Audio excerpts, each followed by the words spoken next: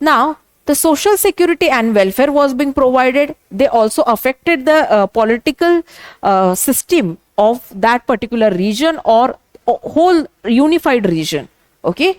After that, they had the most important thing is that is autonomy to decide what should be the price and when the transaction should take place. So they had the autonomy. The most important part of whole of this chapter is the autonomy that was being provided to these guilds.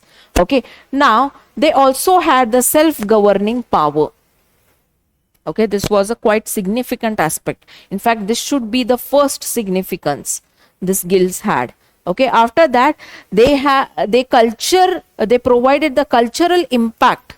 They provided cultural impact on the society.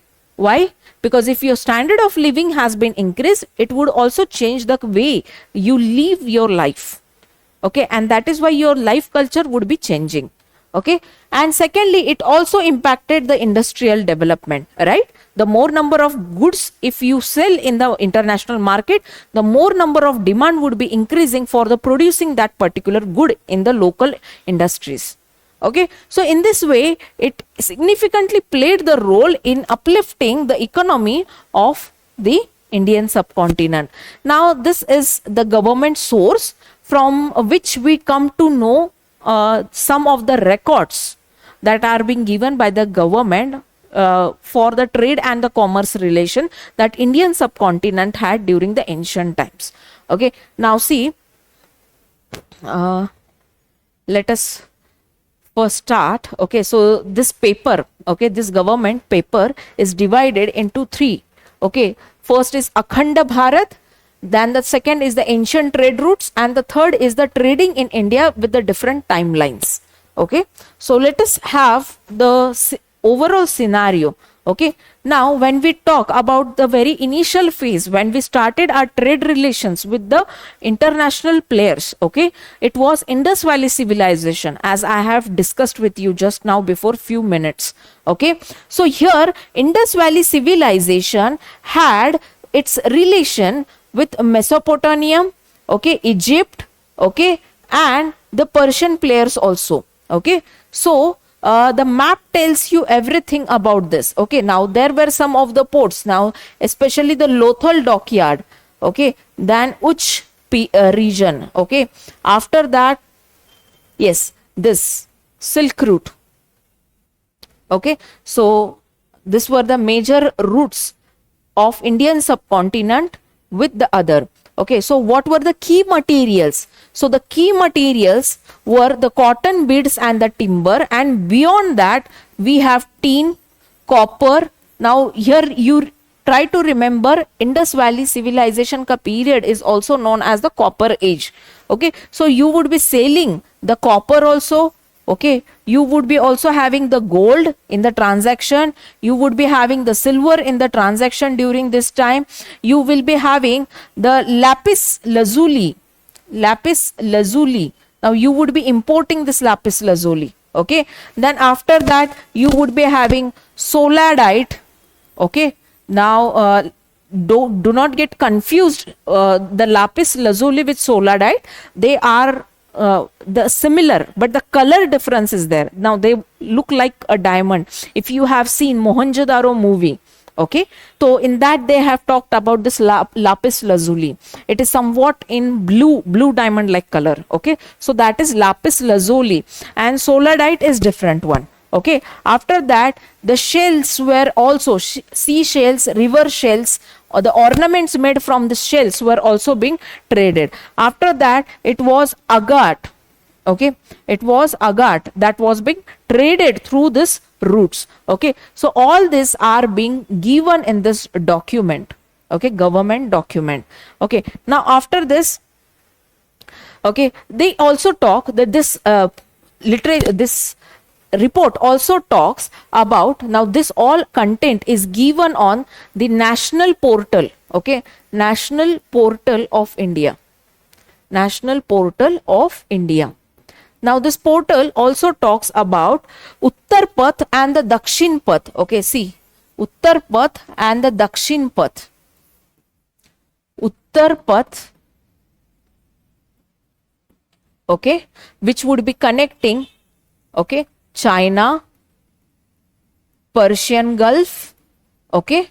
After that, what we call it as the Iran, okay, and some of the Mediterranean region. Oh, and Dakshinpath.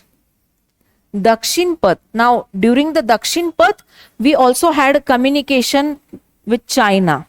Now, China would be present at the Uttarpath also and Dakshinpath also. Uttarpath through the Silk Route, okay, through the Silk Route, okay, and through the Dakshinpath, it would be connected through the Bay of Bengal route. Bay of Bengal route. Now, there is an evidence of the Fahen.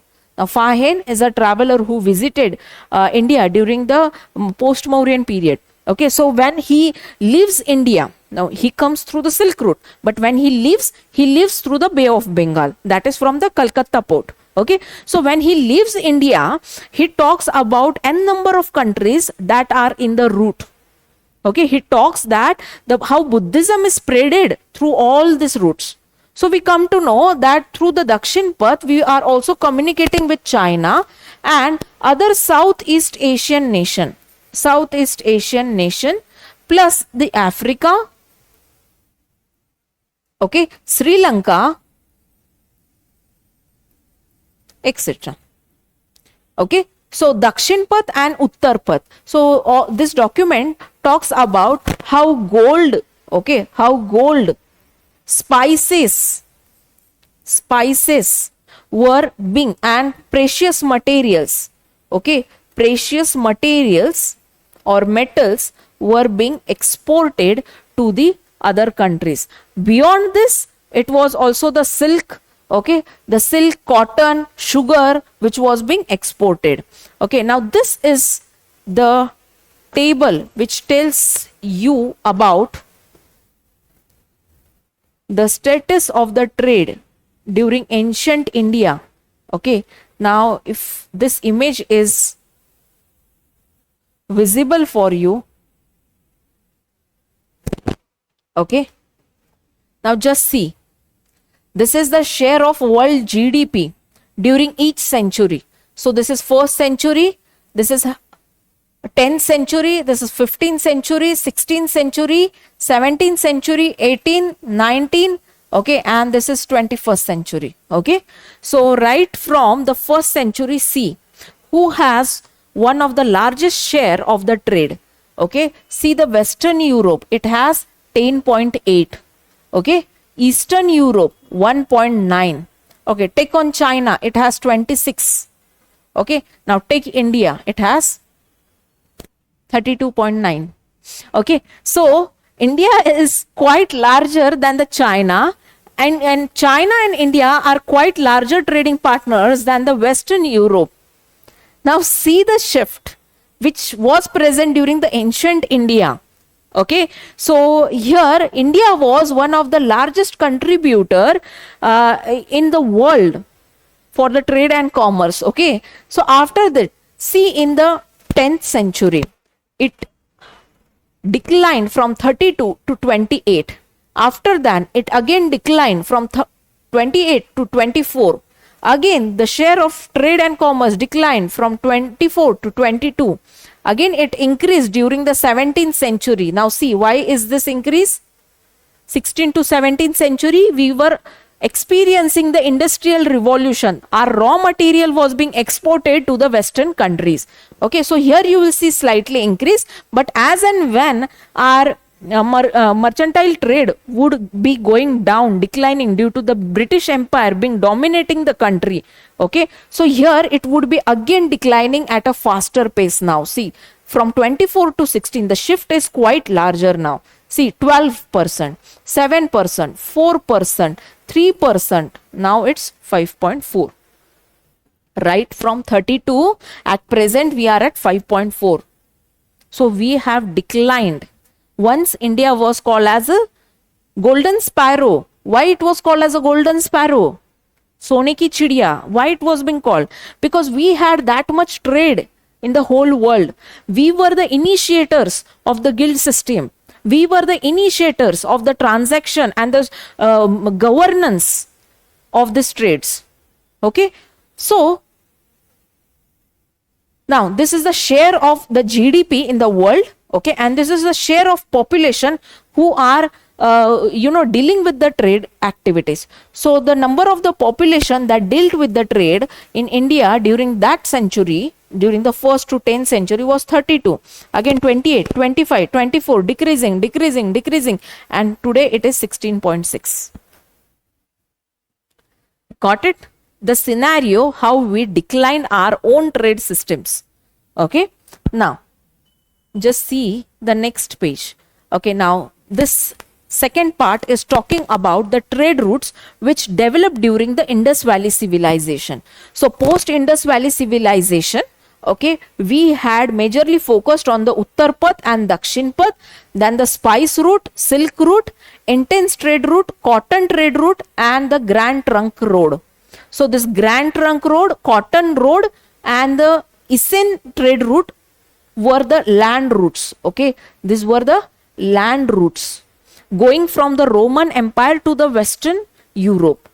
Okay, and as and when the Roman Empire declined, okay, we'll see that these routes also declined after the rise of Constantinople. Okay, now we get this evidence from the coins. Okay, we get the root evidence from the coins that are available in our excavations. Okay, so these coins were called as the Nishka, okay, Suvarna, and punched mark coins. So this Nishka and the Suvarna were the gold coins which were found along this route, silk route, Isen route, cotton route, and the Grand Trunk Road. Okay, so these were the gold coins, and it majorly talks about the post-Mauryan period and the early phase of the Gupta period. Okay, it also talks about the Indus Valley civilization, no doubt, but as we found the gold coins over there, okay, that is why we majorly see the significance or the domination of the trade during the post-Mauryan period and the initial phase of the Gupta period. Okay, now